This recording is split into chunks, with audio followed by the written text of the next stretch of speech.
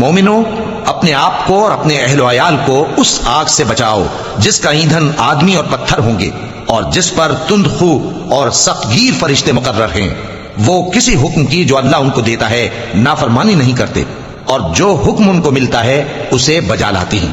کافرو، آج بہانے مت بناؤ، جو عمل تم کیا کرتے تھے انہی کا تم کو بدلہ دیا جائے گا۔ مومنو، اللہ کے آگے صاف دل سے توبہ کرو، امید ہے کہ وہ تمہارے گناہ تم سے دور کر دے گا اور تم کو جنتوں میں جن کے نیچے نہریں بہ رہی ہیں داخل کرے گا۔